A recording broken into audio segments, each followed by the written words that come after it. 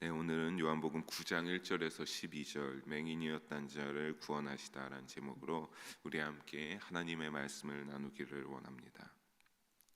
우리가 지난 8장까지를 살펴보면서 우리가 유대인들과의 이제 대화를 정리하고 8장의 마지막에 어떻게 했습니까?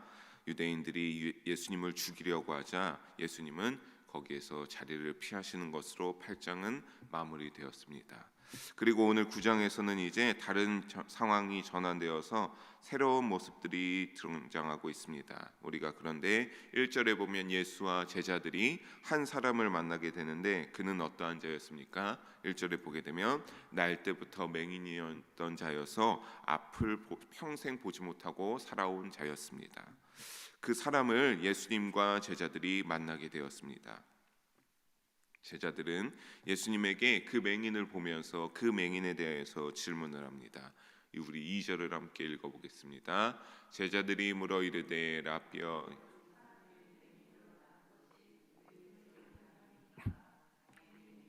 그의 부모니까. 아멘. 제자들은 맹인이 눈이 먼 이유에 대하여 묻고 있습니다. 그런데 그 원인을 찾기를 누구를 향하여서 어떻게 했다라고 하는 겁니까? 그의 죄 때문인지 아니면 그의 부모들이 어떠한 잘못을 어떠한 죄를 저질렀기에 그가 우리가 그렇게 보는 것과 같이 날 때부터 보지 못하는 맹인으로 태어났다라고 하는 것을 묻고 있는 것입니다. 즉 제자들이 눈이 먼 이유에 대해서 묻을 때 참 그 죄를 찾는 것이 참 아이러니하지 않을 수 없습니다. 이 질문에서 당시 유대인들은 어떤 것을 알 수 있는 겁니까? 타인의 불행을, 어떤 사람이 불행하고 힘든 가운데 있을 때에 그 자신이나 부모 또는 조상의 죄에서 오는 결과로 보았던 것을 알 수 있습니다. 그리고 우리가 그렇게 여기는 그 시대에 사회적 풍조를 보게 됐을 때 이 맹인이란 사람의 마음은 얼마나 비참했을 것입니까? 이 부모의 마음은 또 그것보다 더욱더 비참했을 것입니다. 이 맹인은 왜 비참했을 것입니까?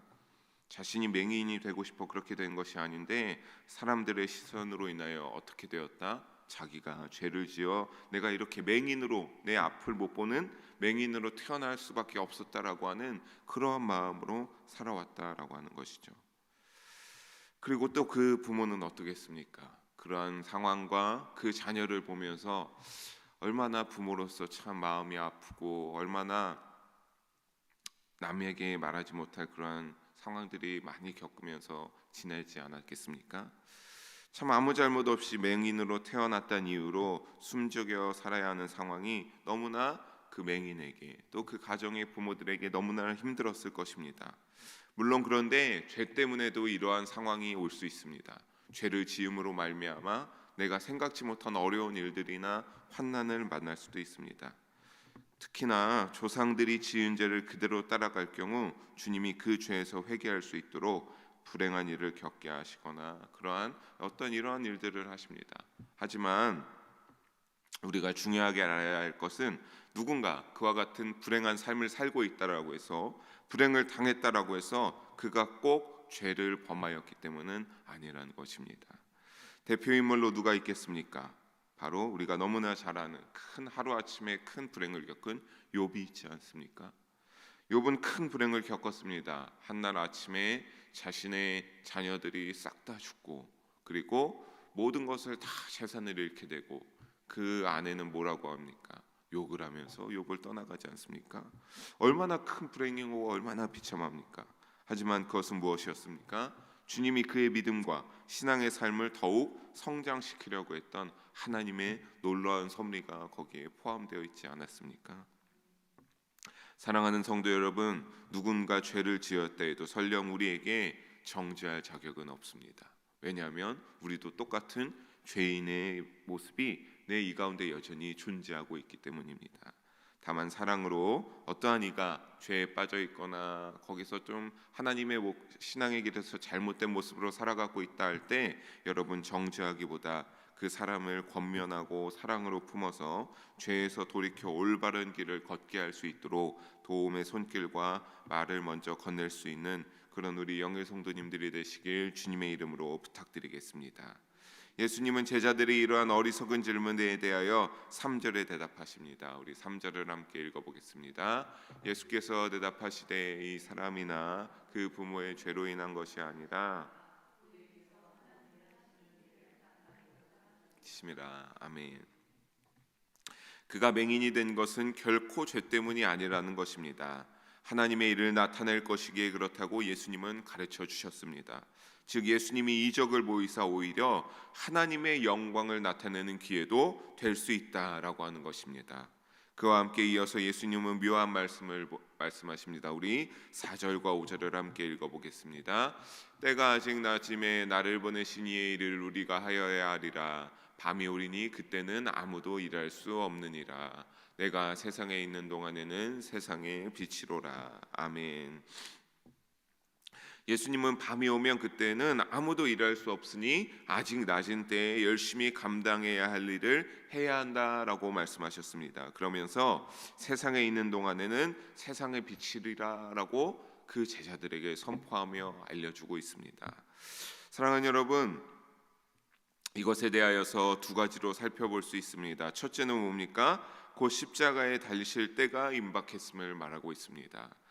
그래서 세상의 빛으로 세상에 거하시는 동안 하나님의 목적을 아시는 예수님께서는 십자가의 때까지 세상의 빛으로서 나에게 맡기신 사역을 잘 감당해야 함을 말씀하고 있는 겁니다. 둘째, 아직 밝은 때에 어떻게 해야 된다라고 합니까? 4절에 보면 하나님께 충성해야 된다라고 하는 것입니다. 전도서 12장 1절에 보게 되면 이 말씀이 있습니다. 제가 봉독해 드립니다. 너는 청년의 때에 너의 창조주를 기억하라. 곧 곤고한 날이 이르기 전에 나는 아무 낙이 없다고 할 해들이 가깝기 전에라고 하는 말씀이 하고 있습니다.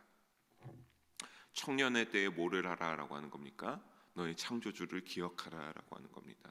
그러니까 꼭 청년의 때가 아니어도 정말 젊을 때에 하나님을 잘 믿을 수 있을 때에 어떻게 하라라고 하는 겁니까? 너의 하나님 아버지를 기억하라.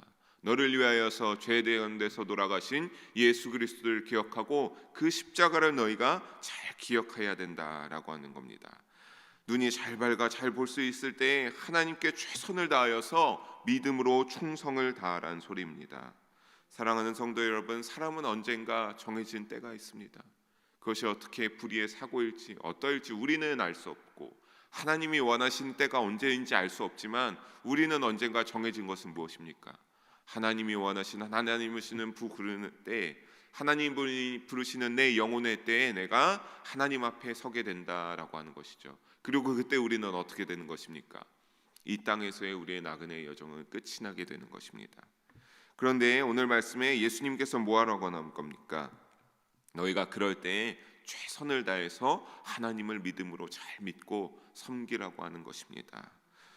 그때는 언젠가 내가 정말 내 영혼이 하나님 부르시는 그때에 가서 하나님 앞에 서게 됐을 때 내가 이제 와서 하나님 내가 더 잘 믿겠습니다. 한 번만 더 기회를 주십시오. 나를 다시 이 땅의 나그네 여정에서 살아갈 수 있는 기회를 한 번만 더 주십시오라고 할 때 하나님이 그래 알겠다라고 보내주십니까? 그런 일은 없습니다. 그때는 충성하고 싶어도 마음처럼 되지 않습니다. 특히 우리가 더욱더 점점 노약해지는 한 해 한 해 지나갈수록 사람은 누구나 나이를 먹게 됐을 때 그때에는 내가 더욱더 충성하고 내 믿음대로 다 내 마음같이 하고 싶어도 내가 때로는 아플 수도 있고 내 몸이 내 마음같이 되지 않아서 그때는 충성하고 싶어도 마음처럼 되지 않습니다. 아직 밝은 빛을 볼 수 있지 않으십니까? 그 밝은 빛을 볼 수 있는 때 우리가 죄의 유혹에 흔들릴 것이 아니라 하나님의 영광을 드러내는 후회 없는 충성의 삶을 삶으로 훌륭한 믿음의 삶을 살아갈 수 있는 여러분이 되시길 주님의 이름으로 부탁드리겠습니다. 예수님은 제자들에게 이와 같이 가르치시고 6절에 어떻게 하십니까? 이제 우리가 너무나 잘 아는 것처럼 침으로 진흙을 이겨 눈에 바르시고 7절에 말씀하시길 그 맹인에게 어디에 가서 씻으라 명하십니까? 맹인 보고 실로암 못에 가서 이제 너가 그 눈을 씻으라고 명하십니다. 그리고 맹인은 가서 씻고 나니 7절 후반에 보면 어떻게 되었습니까? 너희가 이에 가서 씻고 밝은 눈으로 왔더라라고 하는 겁니다. 참으로 놀라운 일이 아닐 수 없습니다. 맹인이었던 자가, 태어날 때부터 맹인이었던 자가 예수님이 침을 섞은 그 진흙을 눈에 바르고 그것을 실로암 못에 씻고 옴으로 말미암아 이제는 그가 더 이상 맹인이 아니고, 그가 밝은 빛을 보지 못하는 때에 있는 것이 아니라 이제는 빛을 볼 수 있게 되었다라고 하는 것이죠.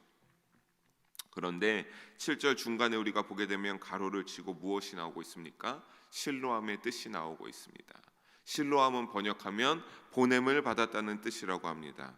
정말로 실제로 실로암 연못의 물은 성 밖의 기온 샘물로부터 수로를 통해 보내졌습니다.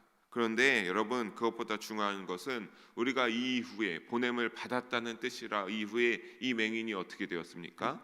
가서 보냄을 받고 다시 왔을 때 이가 밝은 눈으로 왔다라고 하는 그 연계점에서 우리는 중요하게 봐야 되는 것입니다. 정말로 기온 샘물로부터 수로를 통해 보내진 것이 중요한 것이 아니라 더 중요한 것은 이 실로암 못에 누가 보냈다라고 하는 겁니까?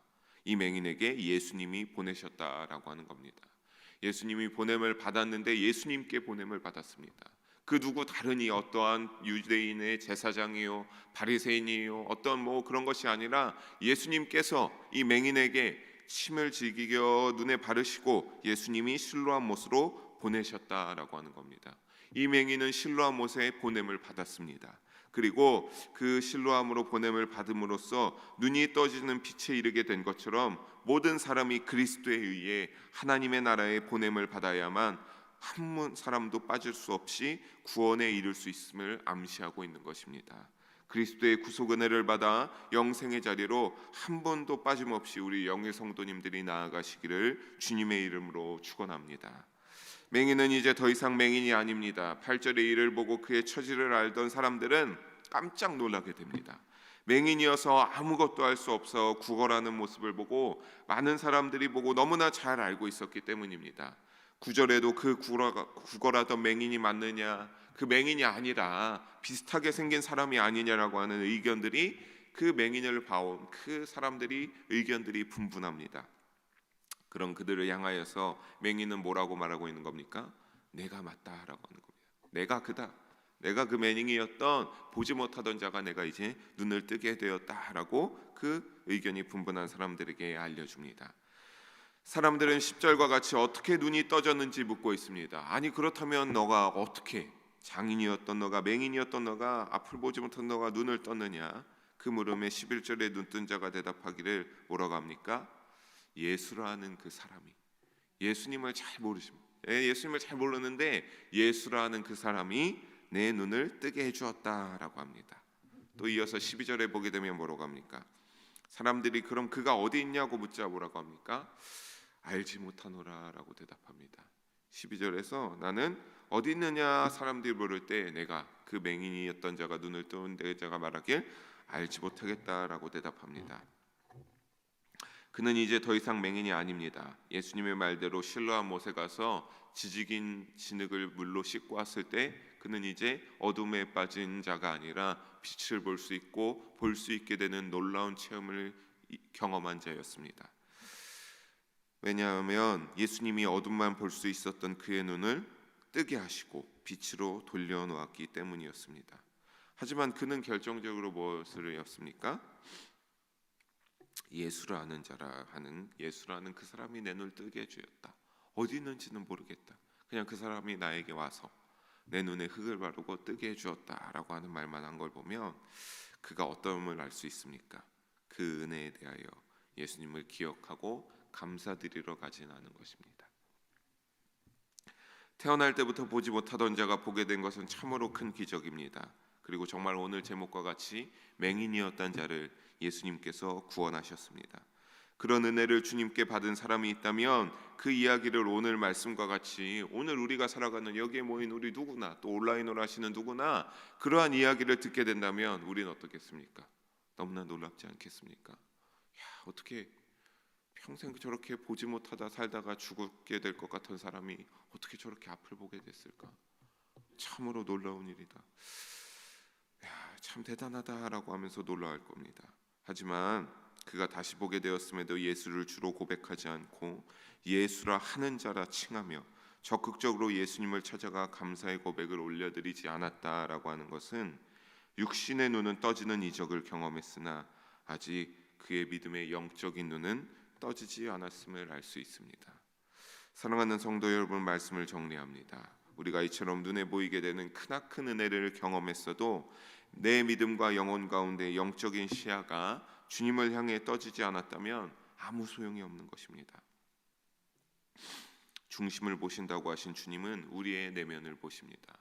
여러분, 큰 이적을 체험하고 큰 은혜를 경험했는데 그때만 잠깐 기억하고 내가 이렇게 어려운 가운데 있었다가 내 주님의 예수님의 도움으로 이와 같이 되었네, 놀랍다, 그러고 끝나면 어떡합니까?